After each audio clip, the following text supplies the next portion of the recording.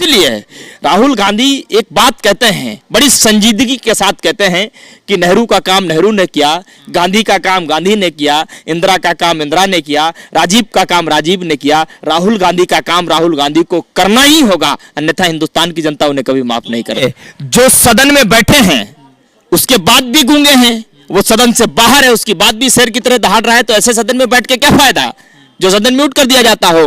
और इसीलिए राहुल गांधी ने बड़ी बुलंद आवाज से कहा था कि आप हमें संसद से डिस्क्वालीफाई कर सकते हो, सड़क से कैसे डिस्क्वालीफाई करोगे? आप सदन म्यूट कर सकते हो लेकिन सड़क कैसे म्यूट करोगे? जनता ही नहीं हूं, वो मेरे लीडर हैं, मैं उनको बिग बॉस कहता हूं, वो हमारे ही नहीं, वो पूरी पार्टी के बिग बॉस और हिंदुस्तान की जनता के सबसे बड़े बिग बॉस है। और वो दिख भी रहा है, एक शख्स जिसे यह कहा जाता है कि जो एसी के कमरे से बाहर नहीं निकलता था, बड़े लाल प्यार में जो पला बड़ा है, वो क्या जाने हिंदुस्तान क्या है। वो शख्स डिसीजन लेता है सागर से हिमालय की ओर 6 महीने 4080 किलोमीटर पैदल चलता है। एक टी शर्ट पे जब वो पैदल चल रहा था, हिंदुस्तान की राजनीति एक टी शर्ट पे उसका डिस्कोर्स तय हो रहा था, उसकी दिशा और दशा क्या होगी। एक ऐसा शख्स जो 14 राज्यों तक पैदल चलता है, लगातार लोगों को सुनता है, लगातार लोगों की बातों को सुन करके फिर उसकी बात को समझता है कि आखिर हमारा हिंदुस्तान क्या चाहता है। रिजल्ट ये निकल करके आया, हिंदुस्तान प्रेम चाहता है, हिंदुस्तान मोहब्बत चाहता है। कि जो बात करते हैं उनके मुंह पर कड़ा तमाचा है। कल की घटना को लेकर के जब असम के मुख्यमंत्री चुनने की बात थी, कितने दिन लग गए थे? 22 दिन। उत्तर प्रदेश में मुख्यमंत्री चुनने की बात थी, यहां से मनोज सिन्हा जी बैठ करके गए थे, लखनऊ में लैंड किया, तब तक मुख्यमंत्री का कोई और चेहरा हो चुका था। तो अपनी कमियां देखने वाले ये लोग नहीं हैं। कल गोपाल भाई, सबसे पहले कि राहुल गांधी भारत जोड़ो यात्रा के बाद कर्नाटका इलेक्शन जीती, तो क्या आपको लगता है कि राहुल गांधी ही देश का एक ऐसा मात्र लीडर है जो मोहब्बत की बात करता है और नफरत नहीं फैलाता? देखिए, मुझे लगता ही नहीं, इसमें तो कोई दोहराई नहीं है। एकमात्र ऐसा इंसान है जो हिंदुस्तान के भविष्य के लिए 24 घंटे सोचता है, 24 घंटे जीतता है और उसका जीता उदाहरण जीता जाता है। उदाहरण आपने बीते 2 महीनों में राहुल गांधी के साथ तमाम ऐसी घटनाएं हुई जो इस सरकार के द्वारा की गई, समय समय पर की गई, उनके मानसिक स्थिति को कमजोर करने के लिए की गई, उनके स्टेटस को डाउन करने की कोशिश की गई। चाहे आप सांसदी के पद को देख लो, चाहे डिस्क्वालिफिकेशन को लेकर के देख लो, चाहे उनके नाम को अनाप शनाप तरीके से अलग अलग प्लेटफॉर्म से, सोशल मीडिया से, इनकी आईटी सेल से, टूल किट गैंग से जो अलग अलग तरीके से प्रचारित करने की कोशिश की, लेकिन फिर भी उस आदमी ने एक स्टैंड कायम रखा। क्यों?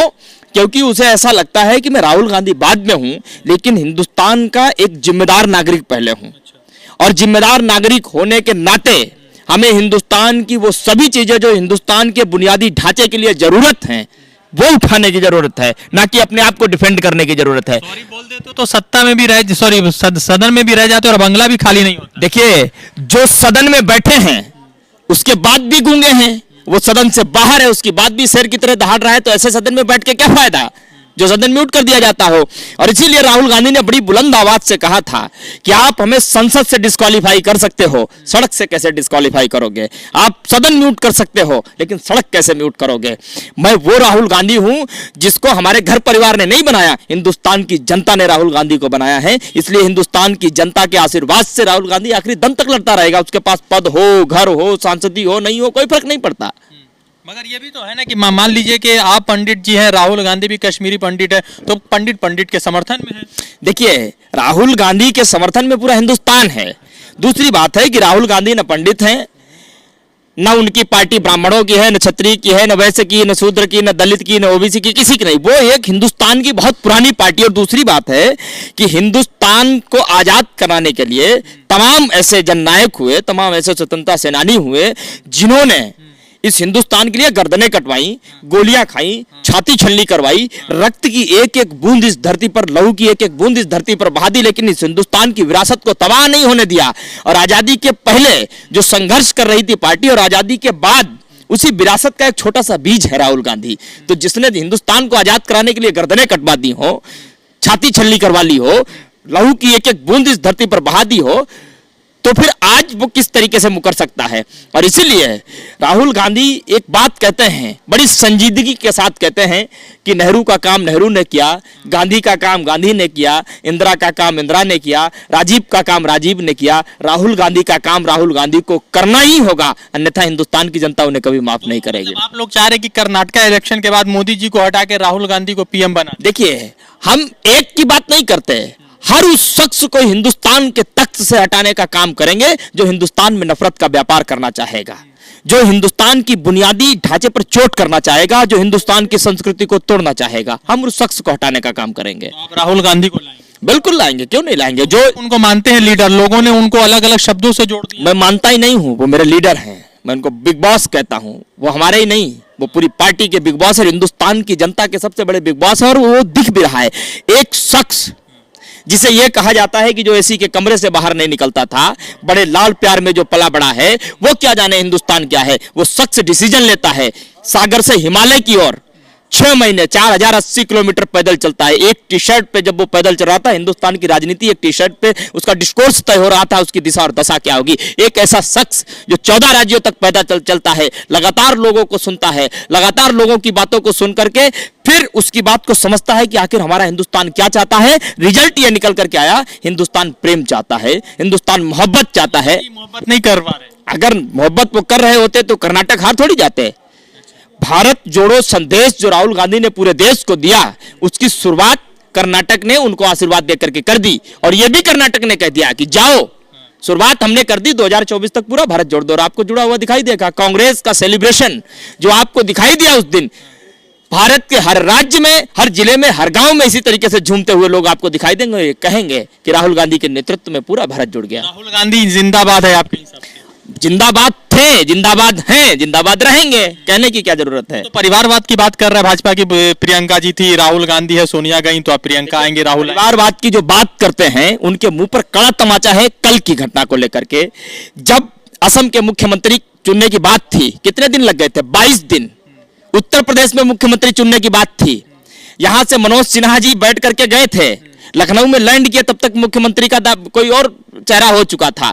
तो अपनी कमियां देखने वाले ये लोग नहीं हैं। कल आप देखिए, देर रात तक मीटिंग चली, डीके शिव कुमार और मल्लिकार्जुन खड़गे के पास में बैठे हुए थे सिद्धारमैया, बातचीत चली, क्या गजब का डिसीजन लिया गया कर्नाटक की जनता के हितों को ध्यान में देखते हुए। उसमें महत्वपूर्ण बात जो है वो ये है, न वहां राहुल गांधी थे, न गांधी परिवार का कोई सदस्य था। मल्लिकार्जुन खड़गे पार्टी के अध्यक्ष होने की हैसियत से उन्होंने उस मामले को चुटकी में निपटा दिया और हिंदुस्तान की चुटकी में निपटा दिया। तो 5 दिन लग गए, तो क्या हुआ? डिसीजन तो होना ही चाहिए ना।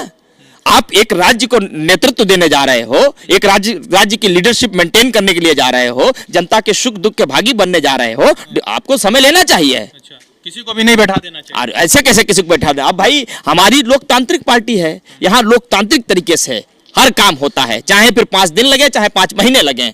अब इनकी पार्टी में रातों रात कोई बदल जाता है, कभी भी अध्यक्ष बदल जाता है, कभी कोई कुछ हो जाता है, कभी कोई कुछ हो जाता है। खत्म हो गया कि लॉ मंत्रालय छिना गया उनका। तमाम वो लोग जो इस तरीके की मंशा रखेंगे खत्म होंगे, उसमें कोई दो राय नहीं है। एक बात बताइए, राहुल गांधी की क्या बात आपको अच्छी लगी कि भारत जोड़ो यात्रा को कंप्लीट हुए कई महीने हो गए और अभी तक आप लोग भारत जोड़ो यात्रा का आलाप कर रहे हैं? देखिए, हमको उस शख्स की एक ही बात अच्छी लगी कि वो चाहता है कि हिंदुस्तान में प्रेम की बयार बहती रहनी चाहिए, नफरत पूरी तरीके से मिट जानी चाहिए, और जो प्यार की बात करता हो फिर और कुछ उसके बारे में जानने की जरूरत नहीं रह जाती। आपके हिसाब से जो जय श्री राम के नारे नहीं लगने चाहिए? लगने चाहिए, क्यों नहीं लगने चाहिए, जोर शोर से लगने चाहिए, लेकिन उसका मंतव्य क्या है, उसकी मंशा क्या है, इस बात पे विचार करना चाहिए। अब तुम किसी को गाली दो, बाद में जय श्री राम बोल दो, ऐसे लोग तो उनके भक्त नहीं हो सकते, ऐसे लोग तो दुराचारी होते हैं, पापाचारी होते हैं। तो कभी जय श्री राम के नारे नहीं लगे? क्यों नहीं बोले? उन्होंने तो बोला कि हमारे हिंदुस्तान की परंपरा रही कि जब भी किसी देवता का नाम लिया गया उससे पहले उसकी पत्नी का नाम लिया गया। जय श्री राम का आ गया, शंकर गौरी का आ गया, लक्ष्मी गणेश का आ गया, रिद्धि सिद्धि का आ गया, तो वो तो कहते हैं जय जय श्री राम। भारत जोड़ो यात्रा में चलते चलते उन्होंने हाथ हिलाते हुए नहीं कहा था आरएसएस वालों को कि जय श्री राम। अच्छा, क्या बात करते हैं? एक बात बताइए, लग रहा है कि राहुल गांधी क्या प्रधानमंत्री नरेंद्र मोदी का जो मतलब के 1 मैन शो वाला शो चल रहा है, उस शो को खत्म कर पाएंगे? करना शुरू कर दिया है उन्होंने, क्योंकि इस हिंदुस्तान में जनता की जो बात नहीं करेगा। अब आप सोचो, करीबन हजारों करोड़ रुपए खर्च करके एक मन यात्रा निकाली गई, हजारों करोड़ रुपए खर्च करके, और एक आदमी ने सिर्फ एक टी शर्ट पहन करके जन यात्रा निकाल दी। हजारों करोड़ की यात्रा पर एक जन यात्रा भारी पड़ गई। तो अभी भी राहुल गांधी सादा क्यों पहने रहे, टी शर्ट घूम रहा? अब तो यात्रा खत्म हुई ना। तो जिस हिंदुस्तान की जनता के पास कपड़े नहीं, ठंड तो हिंदुस्तान के लाखों लोगों को लगती है ना, उसको महसूस करने के लिए तुम्हें स्वयं ऐसा बनना पड़ता है ना, तभी तो किसी का भला कर पाओगे आप। तो बहुत सारे लोग तो भूखे भी सोते, तो क्या राहुल गांधी भूख के सोते हैं? तो राहुल गांधी तो बहुत ऐसा काम करते हैं, वो तो हिंदुस्तान की जनता की नब्ज को, उनकी आत्मा को महसूस करने के लिए तमाम ऐसे कार्य करते हैं जिसकी कल्पना भी नहीं कर सकते हो आप। मैंने तो स्वयं उनको जिया है, 6 महीने तक यात्रा में उनको देखा है। एक शख्स 2:30 बजे रात में उठता है, 1 घंटे वो मेहनत करता है, फिर प्राणायाम व्यायाम करता है, चारों धर्म की उपासना करता है, और सुबह 5 बजे जो है आकर के खड़ा हो जाता है, बोले तैयार हो जाओ हमारे सिपाहियों, चलिए हम चलते हैं हिंदुस्तान का दर्शन करने के लिए। कौन करता है ऐसा, बताइए। बात बताइए।